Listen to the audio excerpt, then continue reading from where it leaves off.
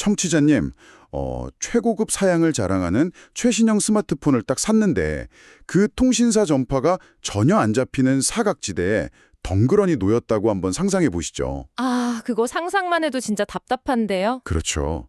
아무리 비싼 기기라도 네트워크랑 연결이 안 되면 그냥 뭐 차갑고 매끈한 금속 덩어리에 불과하잖아요. 맞아요. 그냥 고철이죠, 사실. 네, 근데 시민과 국가의 관계도 이것과 정확히 일치하거든요. 아무리 고도화된 사회라고 해도 개인이 공동체의 안전망이나 정보망하고 연결되지 못하면 그 안에서 고립된 개인은 제대로 기능할 수가 없죠. 아, 아주 적절한 비유네요. 결국 연결이 핵심이라는 거잖아요. 빙고, 바로 그겁니다. 당장 내일, 그러니까 2026년 3월 15일 일요일 아침에 각종 매체를 통해서 쏟아질 기사들이 있는데요. 청소년 국제교류, 다문화 교육, 그리고 돌봄 분야의 최신 정책 자료들을 관통하는 단 하나의 키워드가 바로 이 연결입니다. 오늘 심층탐구의 미션이기도 하죠. 네, 단순한 뉴스 요약이 아니라 청취자님을 위해서 저희가 지식의 정수만 쏙쏙 뽑아드리는 거니까요. 자, 하나씩 풀어볼까요? 가장 넓은 의미의 글로벌 네트워크부터 시작해서 점점 우리 사회 내부, 그리고 결국 청취자님의 집 거실로 시선을 좁혀 들어와 보겠습니다. 좋습니다.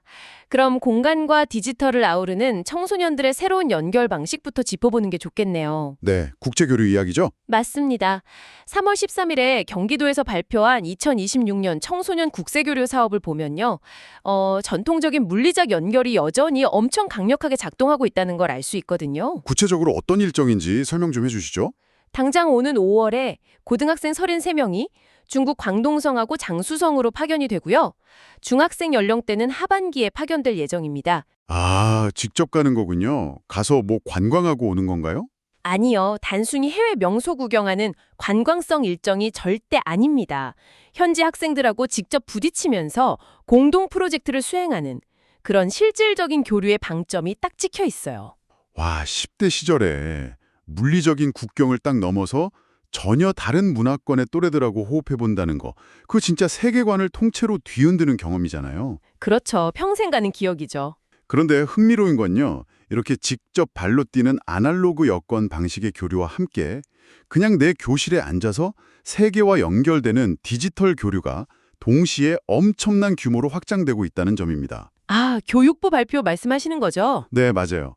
교육부가 이번 3월부터 전국 100여 개 학교에 무려 385억 원의 특별교부금을 지원해서 AI 중점학교 운영을 시작했거든요. 와, 100개 학교에 385억 원이면 계산해보면 학교당 수억 원이 투입되는 셈이네요. 엄청난 돈이죠.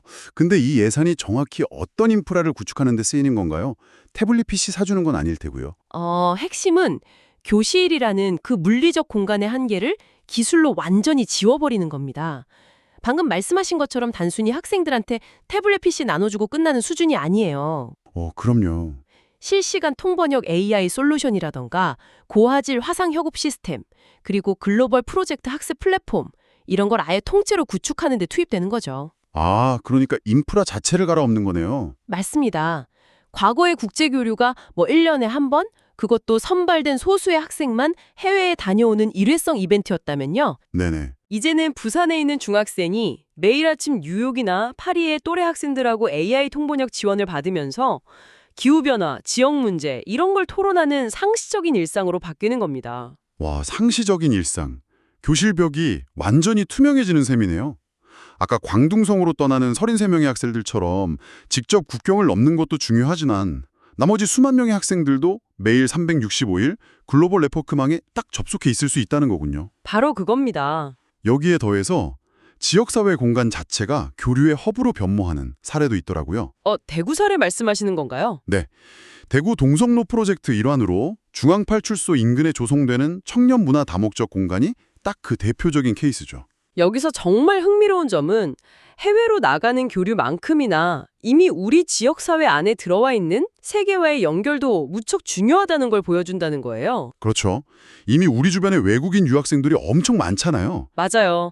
대구 중심 상권에 조성되는 이 공간은 지역 청소년들하고 외국인 유학생들이 그냥 자연스럽게 오가다 마주치고 문화를 나누는 오프라인 플랫폼 역할을 하도록 설계가 된 거거든요. 아하, 그러니까 AI 중점 학교가 디지털 세상에서의 일상적 교류를 만든다면 동성로의 이 공간은 지역사회라는 물리적 공간 안에서 외국인 유학생과의 일상적 만남을 유도하는 일종의 구조적인 장치인 셈이네요. 정확한 분석입니다.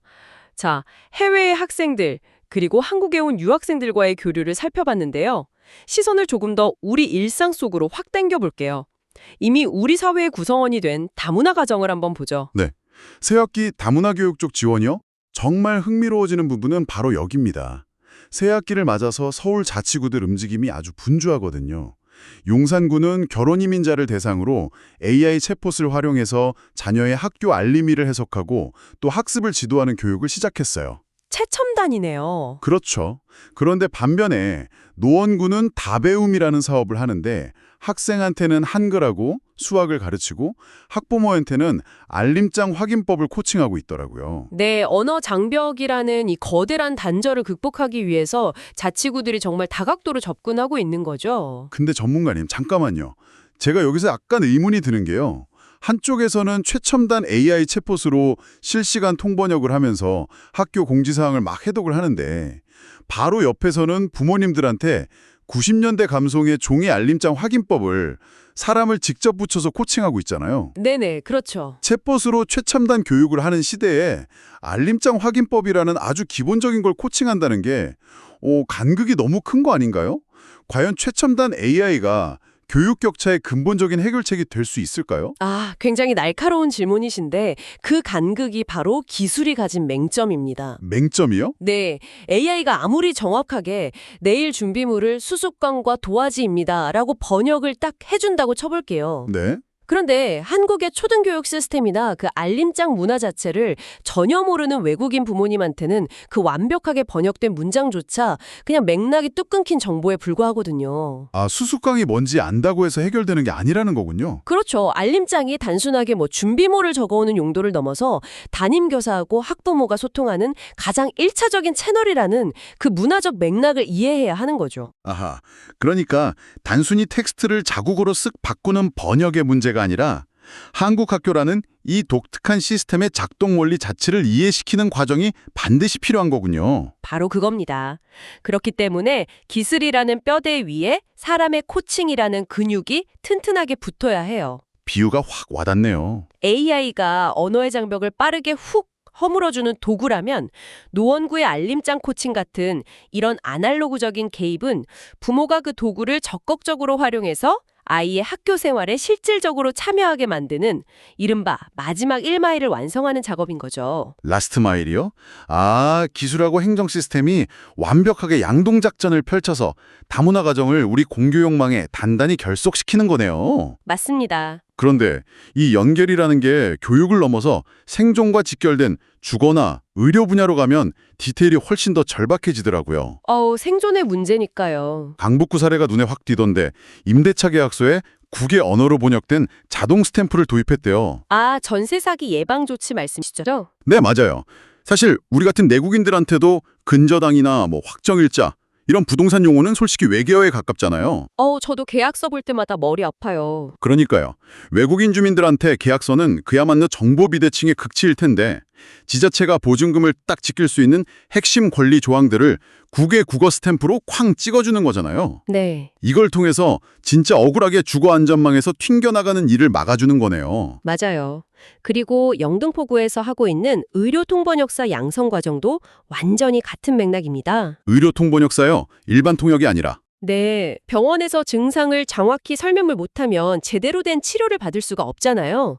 이런 의료 사각지대를 없애는 동시에 이중 언어가 가능한 다문화 주민들한테 전문 직업인으로서 취업의 기회까지 제공하는 아주 똑똑한 구조죠. 일석이조네요. 네, 용산구의 챗봇, 노원구의 코칭, 강북구의 스탬프, 영등포구의 통번역사.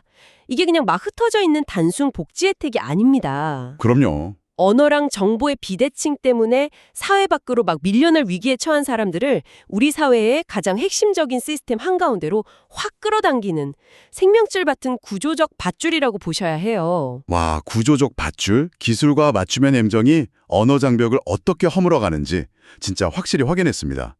그렇다면 이 모든 게 대체 어떤 의미일까요? 이제 오늘 가장 중요한 화두로 넘어가 보죠. 네, 기다리던 주제네요. 당장 3월 27일 앞으로 10일 뒤에 본격적으로 시행되는 돌봄통합지원법, 즉 지역사회 통합돌봄 이야기입니다. 아, 이거 정말 큰 변화입니다. 저는 이 정책 자료를 쭉 보면서 약간 그런 생각했어요. 이게 중앙 집중형 메인프레임 컴퓨터에서 우리들 개인용 노트북으로의 진화 같다, 이런 생각이요. 어떤 의미에서요? 예전에는 아프거나 돌봄이 필요하면 무조건 병원이나 요양원이라는 거대한 중앙시설로 환자가 짐 싸들고 직접 들어가야 했잖아요. 맞아요. 시설 중심이었죠. 그런데 27회부터는 지자체가 병원하고 협력을 해서 의사, 간호사, 요양보호사를 아예 한 팀으로 딱 구성한 다음에 환자의 집으로 직접 파견을 보냅니다. 네네. 그러니까 이건 마치 고급 호텔의 룸서비스가 의료랑 돌봄의 형태를 띠고 우리 집 거실까지 딱 찾아오는 거랑 같네요. 의료와 돌봄이라는 하드웨어를 각 가정의 거실로 싹 분산시키는 거잖아요. 아, 낙상 혹은 암 같은 중증 만성 질환으로 병원에서 퇴원하는 65세 이상 어르신들입니다. 아, 퇴원 직후의 어르신들이요? 네, 생각해 보세요. 뼈가 부러져서 수술을 받고 나면 병원에서는 이제 퇴원하라고 하거든요. 네, 입원 기간이 정해져 있으니까요. 근데 정작 집에 딱 오면 화장실 문턱을 넘거나 혼자 밥을 챙겨 먹는 것 자체가 아예 불가능하단 말이에요. 그렇죠. 거동이 안 되시니까. 그래서 이 기간을 못 버티고 결국 멀쩡한 내 집을 놔두고 요양병원으로 밀려나는 이른바 사회적 입원이 정말 비일비재했습니다.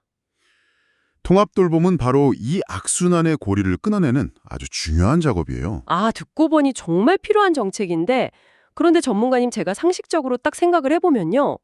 환자 한 명을 위해서 의사, 간호사, 요양보호사가 각각 집으로 출장을 쫙 나가면 그 인건비며 이동 비용이 엄청날 것 같거든요. 그렇게 생각하실 수 있죠. 차라리 그냥 큰 병원이나 시설에 환자들을 모아놓고 한 번에 싹 관리하는 게 국가 예산 측면에서는 훨씬 이득 아닌가요? 직관적으로는 당연히 그렇게 보일 수 있는데요. 보건복지부가 실제로 시범 사업을 해봤거든요. 근데 결과가 전혀 달랐습니다. 이걸 더 큰 그림과 연결해 보자면요. 결과가 달랐다고요? 네, 병원이 환자를 수용하려면 단순히 의료진만 필요한 게 아니잖아요. 환자가 누울 침상, 삼시세끼 식당 운영, 24시간 빵빵하게 돌아가는 난방, 그리고 그 거대한 건물의 유지보수 비용까지 어마어마한 고정 인프라 비용이 뒤따릅니다. 아, 공간 유지비가 장난이 아니겠네요. 맞아요. 그런데 환자가 자택에 그냥 머물면서 방문 진료랑 요양 서비스를 받게 되면 이 거대한 시설 유지 비용이 통째로 싹 날아가는 겁니다. 오, 그렇군요. 실제로 시범사업 데이터를 보니까 자택 돌봄 시에 1인당 평균 약 282만 원의 지출 절감 효과가 확인이 됐어요. 와, 잠깐만요. 1인당 282만 원이 절감된다고요? 네, 적은 돈이 아니죠. 대박이네요. 아, 그러니까 24시간 상주하는 대형 시설에 간접 비용을 확 걷어내고 그 환자한테 딱 필요한 의료 처치랑 생활 지원만 핀셋으로 딱딱 제공하기 때문에 오히려 개인당 282만 원이라는 막대한 건강보험이랑 장기 요양보험 재정이 세이브된다는 뜻이군요. 바로 그겁니다. 이거는 진짜 개인의 존엄성도 지키고 국가 재정의 누수도 막는 시스템적 쾌거네요. 그래서 이게 단순한 복지가 아니라 국가 시스템의 효율을 극대화하는 정책이라는 거예요. 당장 27일 법 시행과 동시에 전국 최고 수준의 통합 돌봄을 시작하는 과천시 사례를 보시면 이 시스템이 어떻게 굴러가는지 아주 명확해집니다. 과천시요, 거기는 어떻게 하는데요? 방문 진료는 당연히 기본이고요. 가사 지원, 식사 배달, 거기다 심지어 낙상 방지를 위해서 집안 화장실에 안전바를 싹 설치해주고 문턱을 다 제고해주는 주거 환경 개선까지 제공합니다. 와, 집을 아예 고쳐준다고요? 네, 내 집 자체를 작은 요양병실처럼 아주 안전하게 싹 개조해주는 거죠. 노인 돌봄의 패러다임이 시설로 격리하는 것에서 일상 유지로 완전히 넘어갔다는 걸 보여주는 상징적인 변화예요. 진짜 내 집이 최고인데 거기서 케어까지 완벽하게 해주니까요. 맞습니다.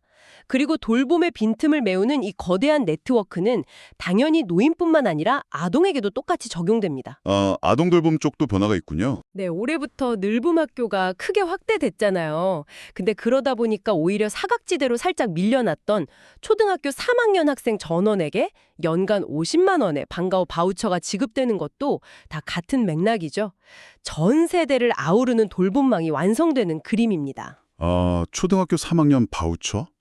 여기서 제가 또 하나 짚고 넘어가고 싶은 게 생기는데요. 네, 말씀하시죠. 3학년 학부모님들이 가장 두려워하는 게 그 이른바 학원 뺑뺑이 시간표잖아요. 네. 그거 막아보겠다는 추진을 알겠는데 연간 50만 원이면 한 달에 한 4만 원 남짓이거든요. 금액이 좀 적어 보이긴 하죠. 요즘 솔직히 영어 수학 학원 한 달 원비의 절반도 안 되는 금액인데 과연 이 4만 원짜리 바우처가 학부모들이 체감할 수 있는 실질적인 돌봄 대안이 될 수 있을까요? 이 정책은 사교육비를 전면적으로 대체하려는 목적이라기보다는요, 약간 타겟형 지원으로 보셔야 해요. 타겟형이요? 네, 아이가 학교 정규 수업을 마치고 부모가 퇴근하기 전까지 발생하는 그 특정 시간대 있잖아요. 그 돌봄 진공 상태를 딱 막는 역할인 거죠. 아, 마의 시간대. 맞아요. 1, 2학년은 늘봄학교로 커버가 되는데 3학년이 딱 되면서 갑자기 텅 비어버리는 오후 시간이 생기거든요.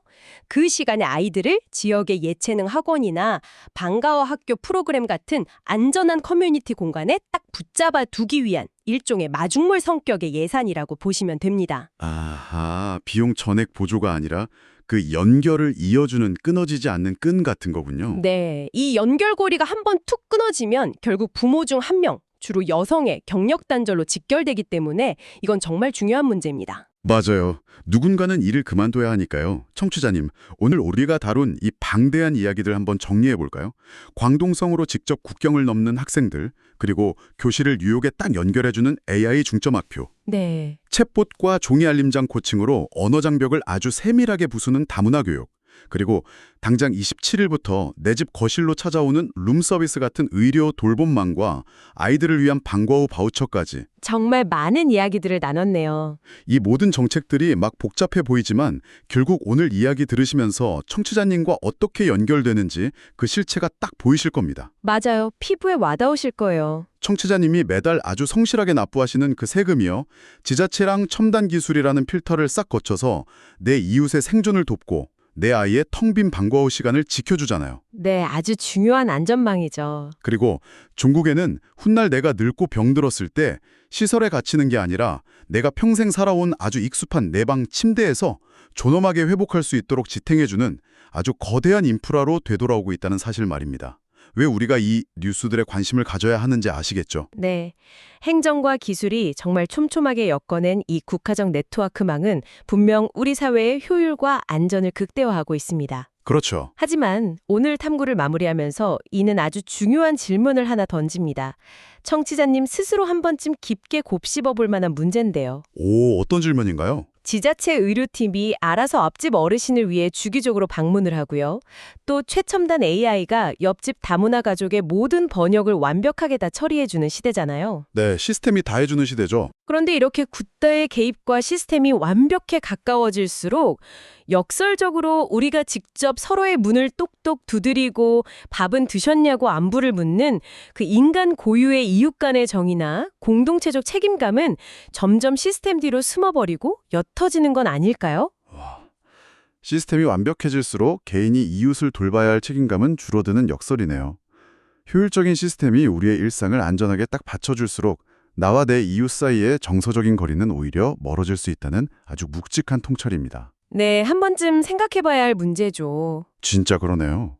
정책이 아주 매끄럽게 깔아준 이 오지 네트워크 망 위에서 기계가 할 수 없는 우리 인간으로서 어떤 아날로그적인 온기를 이웃과 주고받을 수 있을지 각자의 일상 속에서 그 답을 찾아보시는 주말이 되기를 바랍니다. 네, 주위에 따뜻한 말 한마디 건네는 주말 보내셨으면 좋겠네요. 청취자님, 저희가 오늘 준비한 맞춤형 지식 분석, 오늘의 심층 탐구는 여기까지입니다. 다음에도 청취자님의 일상을 꿰뚫는 통찰로 찾아뵙겠습니다. 감사합니다.